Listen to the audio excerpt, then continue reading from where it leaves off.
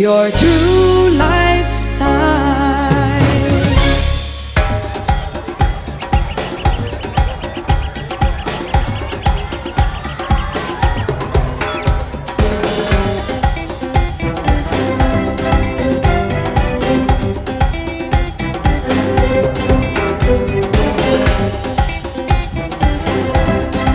Good day, everyone! So, ako niya,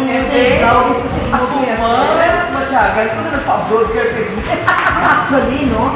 Karami siya, kita ko na kasi still at ako mga nagdating nila, nagkasampo, no? So, akong mga kabyanan, nag-vlog ko ni sa inyo tanan. Yes! Paniba ko naman ng episode sa TLS Plus. Yes, Ako si Dr. Lizares. Ako si Leilani Salam Aba, nag-aagdasig nyo to join us sa panibago naman ng episode sa TLS Plus!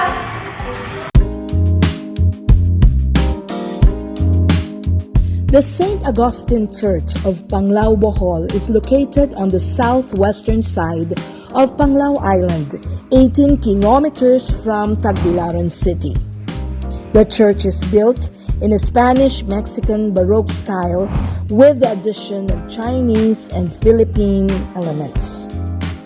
St. Augustine Church has been one of the premier churches during the Spanish period. It served as the source of the political influence of the Spanish colonial rule in the Philippines. Construction of the present church started in 1894 by Fray Valentin Otande until its completion by Padre Quilitorio Sarigumba in 1925. The church contains one of the most unusual ceiling artwork compositions in the country done in the 1920s.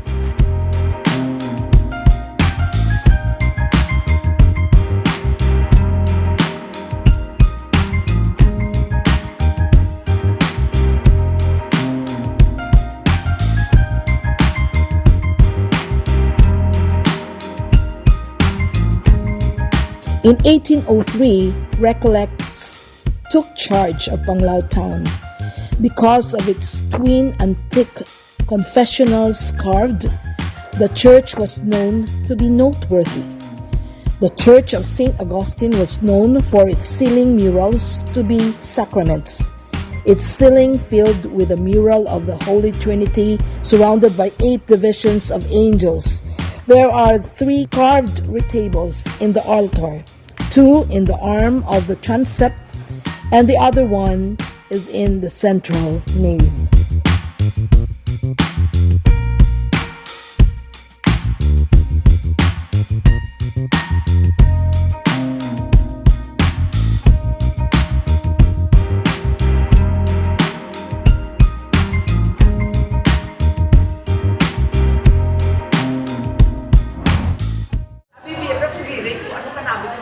Sa Bohol Bifan.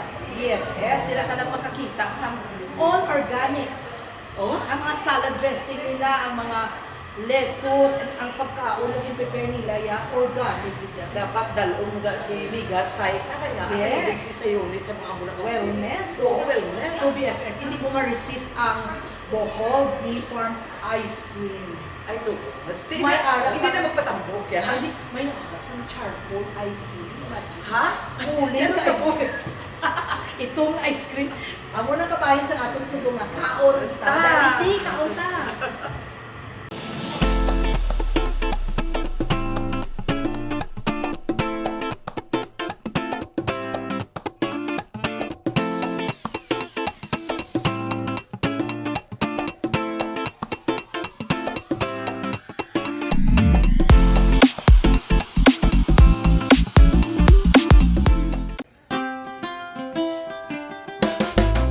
Combining homemade and organic ingredients to cook up hearty meals, Bohol Bee Farm creates an alternative dining style. It has a wide array of natural and organically grown foods that includes pure honey, honey mustard, honey spread, and salad dressings. Bohol Bee Farm Resort is located in Dawis, Bohol, a very cozy resort and restaurant where they grow organic vegetables and herbs. It is a very relaxing place on Panglao Island. Perched on a cliff a kilometer from the main highway of Panglao Island and nestled along the tranquil shores of the island, Bohol Bee Farm is a thriving organic farm and eco-resort that offers a unique and immersive experience. It offers a unique destination that combines sustainable farming, delicious organic food, and a close encounter with nature. A must-try is their famous Bohol Bee ice cream.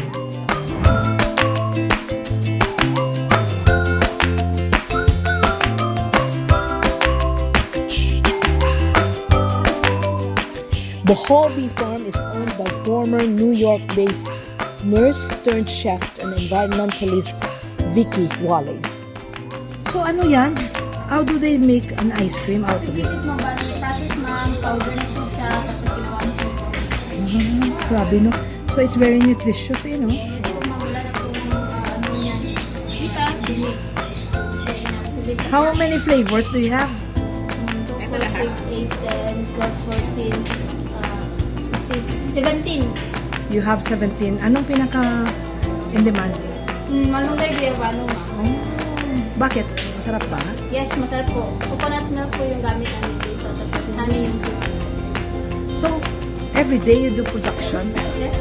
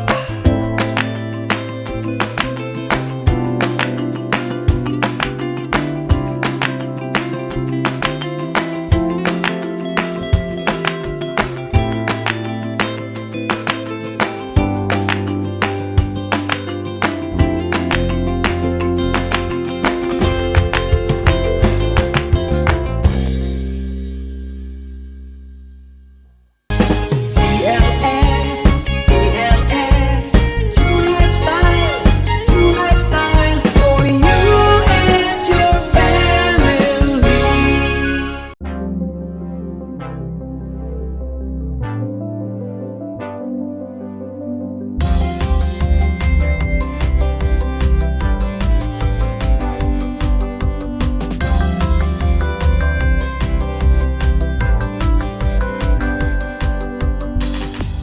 If there's one thing in our midst, a sanctuary for the travelers, a second home you can call your own. The food and service at its best will make your stay an unforgettable one. Saltimbocca, a place closer to your heart, where everyone is a family and everyone is a friend. Saltimbocca Tourist Inn. For inquiries, call 433-3179.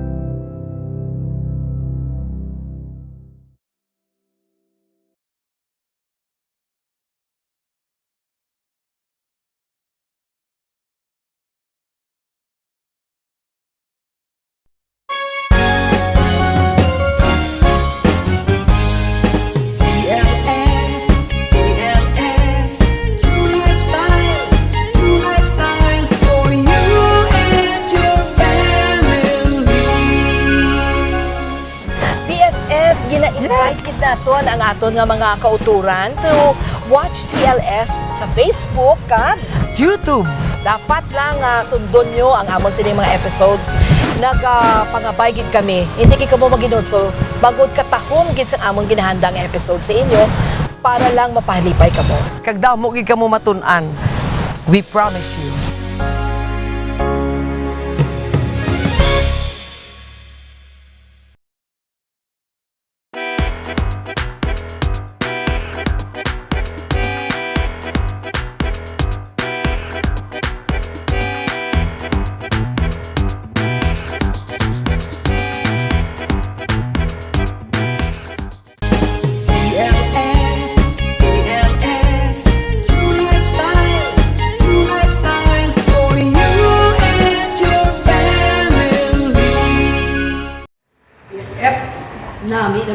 picture sa persona. Oh, daw bati. Oh, taga-Kabangkalan, taga-inyo. Lapit sa amon. Ako sa anay mayor sa Kabangkalan, Pablito Sola. Wow! So, parte ano ini? Imagine, kisa ka lang pala maging bahin sa Women's Cup FIFA. Wow! Oo. Oh, I'm so proud to Sino be ba a na siya? Ilonggo. Okay, let's watch this!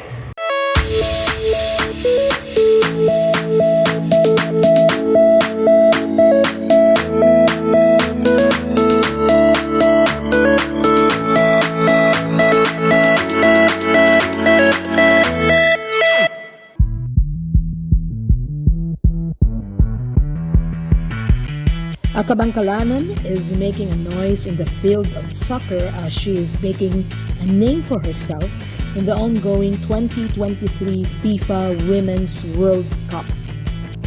Isabella Victoria Sola Flanagan is the granddaughter of the late mayor of Kabangkalan City, Pablo Sola, from his nephew Fritz Sola, son of Victorino Sola, brother of the late mayor. Excelling through the Philippines under 18 and under 21s, Flanagan has finally commenced her World Cup journey with the Filipinas. Flanagan holds dual citizenship. She became the first West Virginia native to play in a FIFA senior competition. It is a remarkable feat given her early age.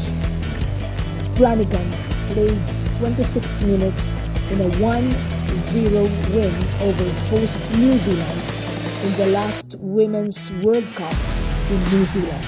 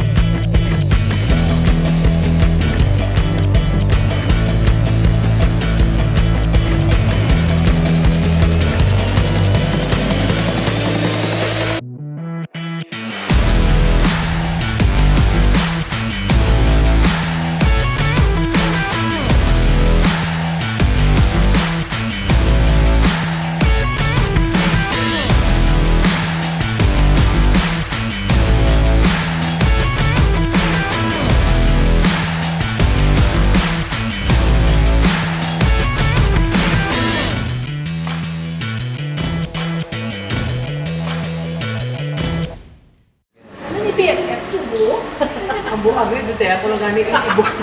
Pangusot. F, isa pag ikita mo ng pagtuan, na makaanuay ka, makita mo lang ang white sand. This is Bellevue Resort in Bohol. Ti, wala pag ko gani nakadriya sa Bohol. I wanna go there. Ti, in the meantime, Let's show to them Yeah. kung ano ang katabo mag-party kag mag-event sa Bellevue Resort and Hotel. Tahong ang water, clear, Crystal clear. white sand. White sand. Oh, Sugary wow. white sand. Let's go. watch this.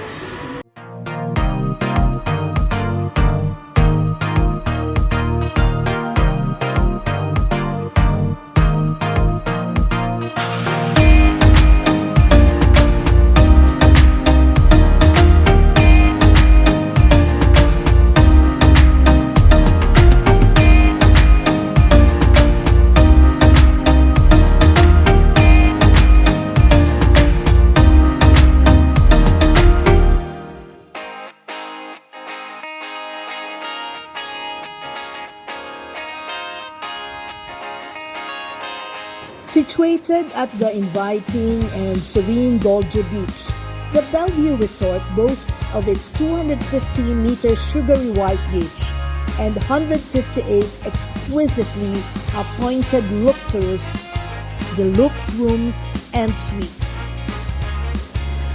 The Bellevue Resort offers a wide variety of recreation such as infinity pool, dive pool, spa, children's play area, and gym.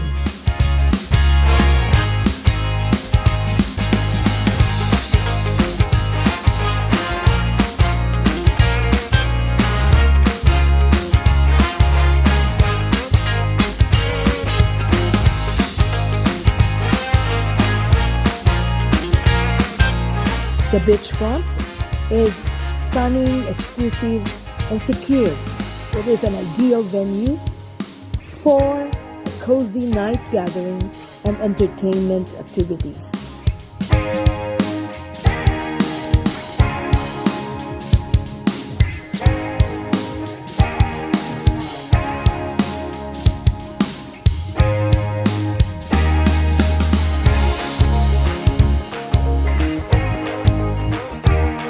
The resort is designed to satisfy the whims and caprices, making it the choice destination of an unforgettable experience.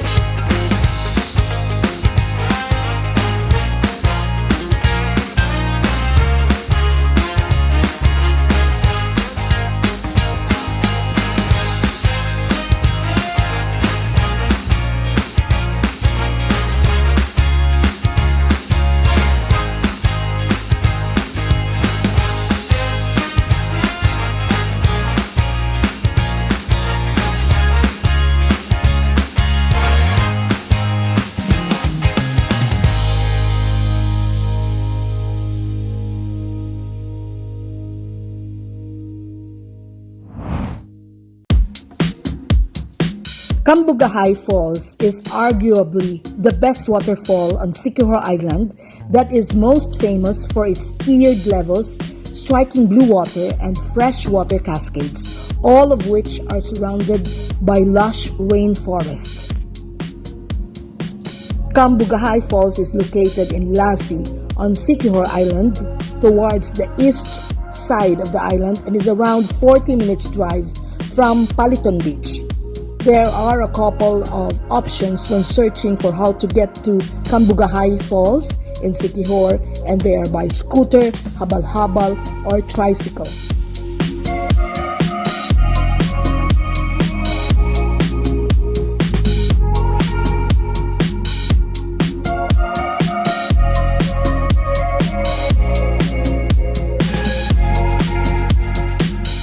The first level of the falls features a large natural swimming hole and some man-made structures including rope swings, bamboo rafts, and a wide set of falls.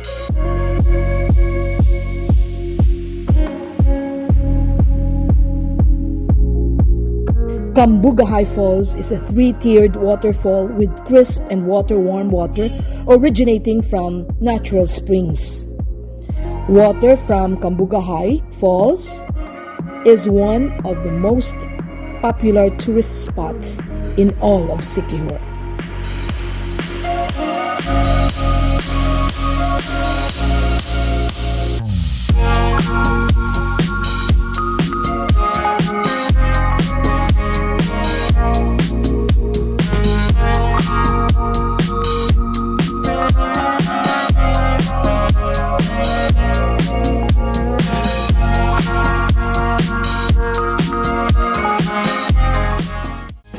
TLS, TLS, true lifestyle.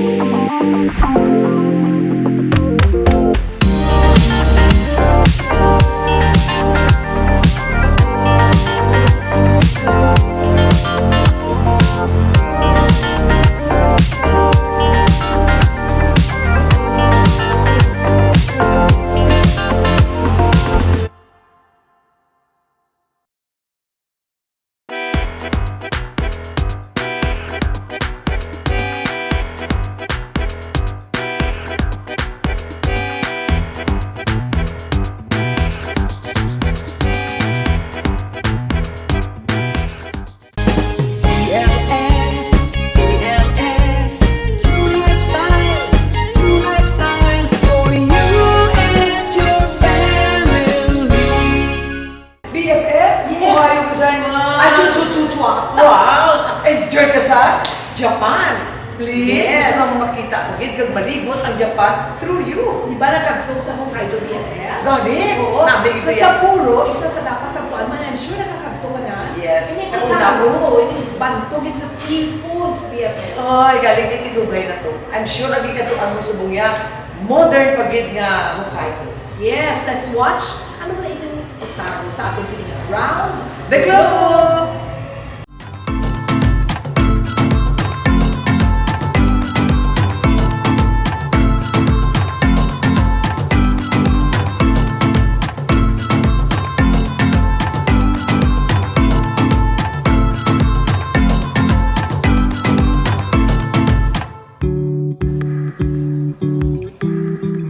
Otaru is a port city in Hokkaido that lies northwest of Sapporo on Ishikari Bay.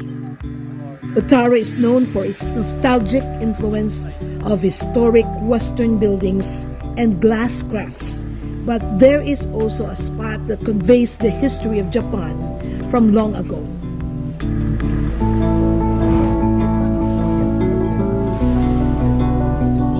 Otaru Canal was completed in the year 1923 when Japan had westernized. It was built to support shipping by boat to Hokkaido, which at the time was just developing. Nostalgic buildings from that time are still lined up alongside the canal.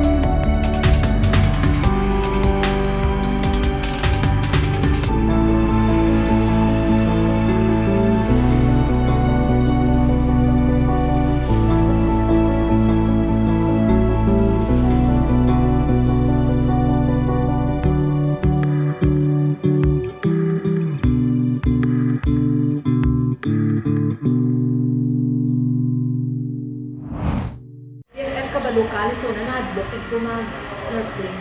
Oo, te. Diba, tsaka putungo ko sa shokoy. Oo, te. Don't tell me, nag-try ka. Pag lakat ko sa mulo, nakuya ko, kita lang sila na lupaw na ako lang sa babaw baroto.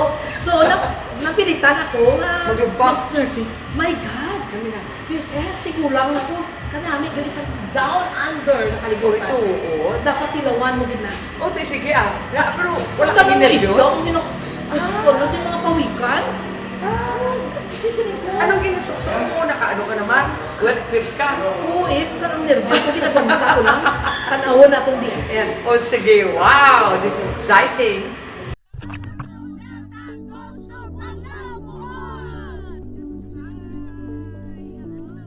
A trip to Bohol would never be complete without a trip to the wondrous Balikasag Island off the southern end of Panglao Island.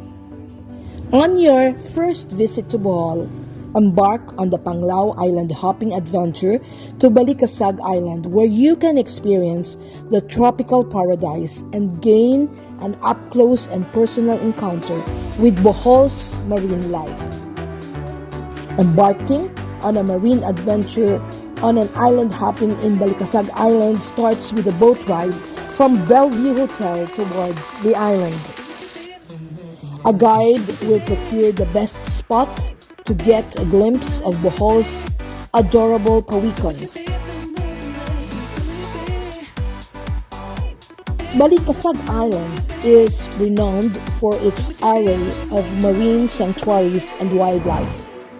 The island is relatively tiny, with just 600 meters in diameter, but its sugar white beach and vast selection of native stalls give you a taste of local charm.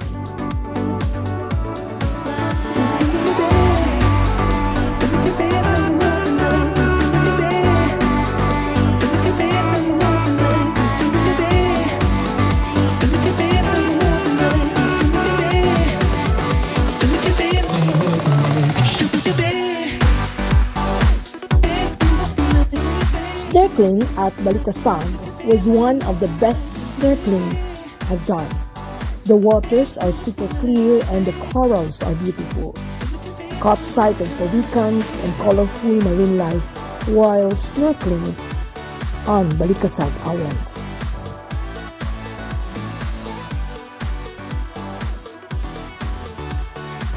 At the reef, snorkel in the crystal clears of Balikasag Island Marine Sanctuary and swim over brightly colored reefs and fishes. You can also feed the fishes in Balikasag Reef.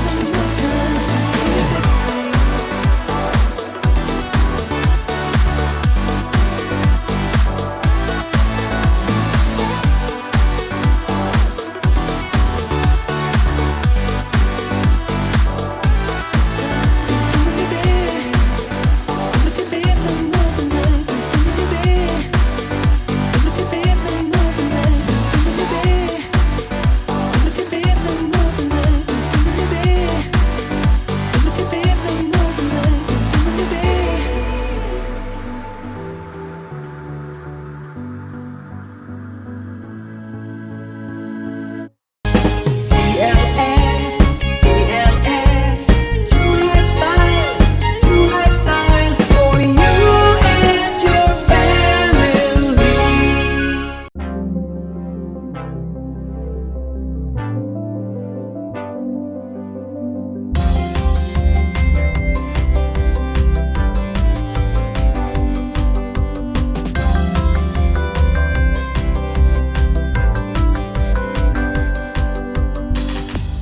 If there's one thing in our midst, a sanctuary for the travelers, a second home you can call your own.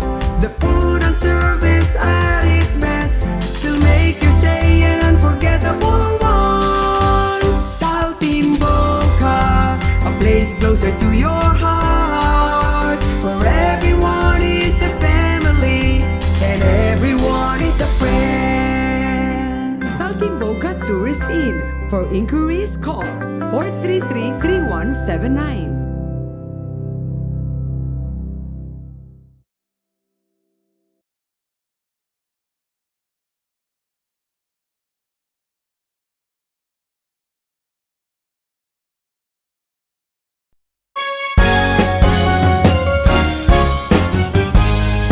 TLS, TLS, true lifestyle for you and your family. BFF, gina-invite gid naton ang aton nga mga kauturan to watch TLS sa Facebook ka YouTube. Dapat lang sundon nyo ang amon sining mga episodes. Nagpangabay gid kami. Hindi kay kamo maginusol bagod katahom gid sa amon ginahandang episode sa inyo para lang mapahalipay kamo. Kag damo gid kamo matun-an. We promise you.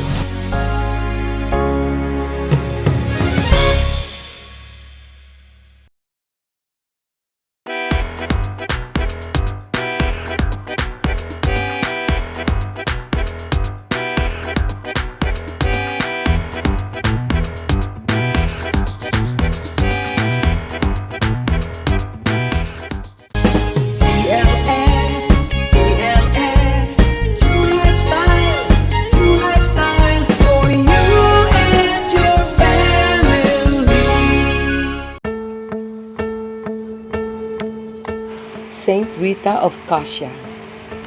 Rita of Cascia was born in the year 1381. All Italy was in trouble at that time, but to Anthony and Amata Mancini, Rita brought peace and serenity when she was born to this God-fearing couple who were well advanced in years.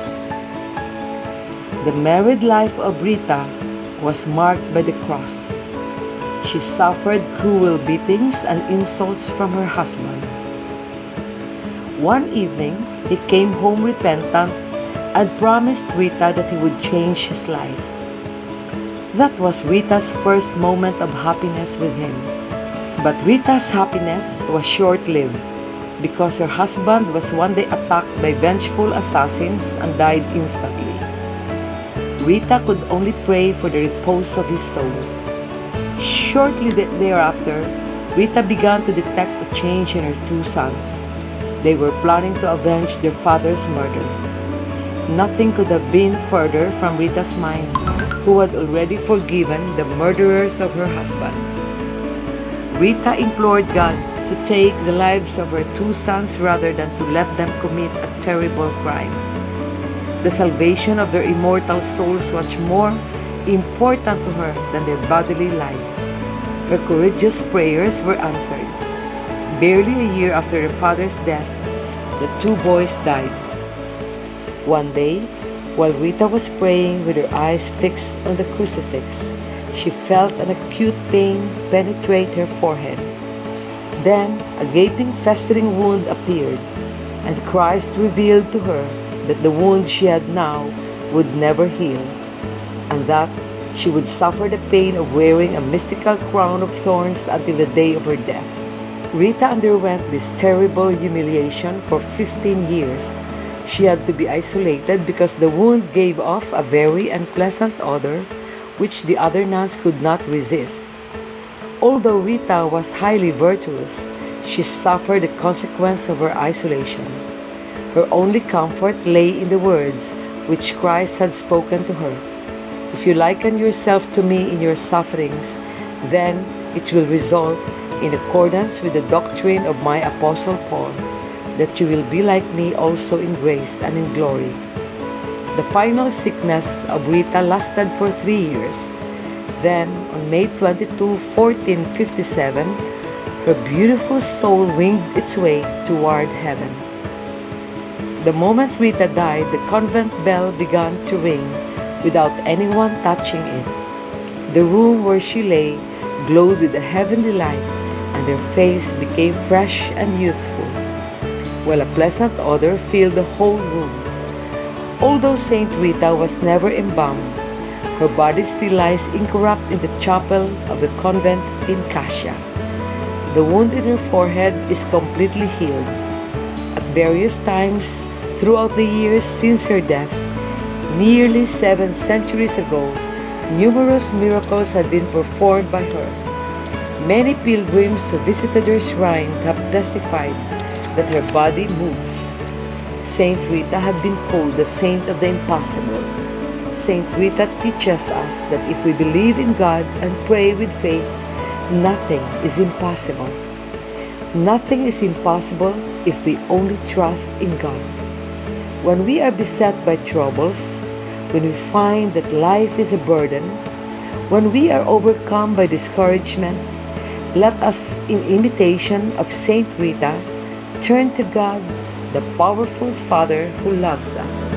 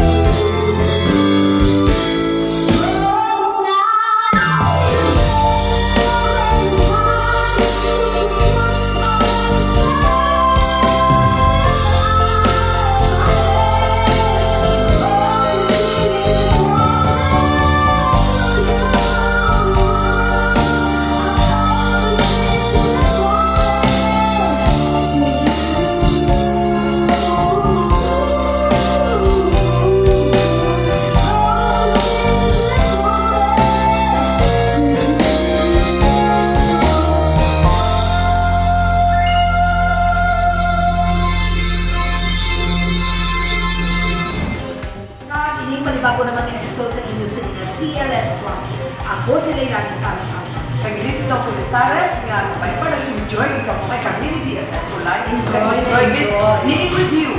Looking forward to the susunod na magkakaroon together. Wow! The growth. This time,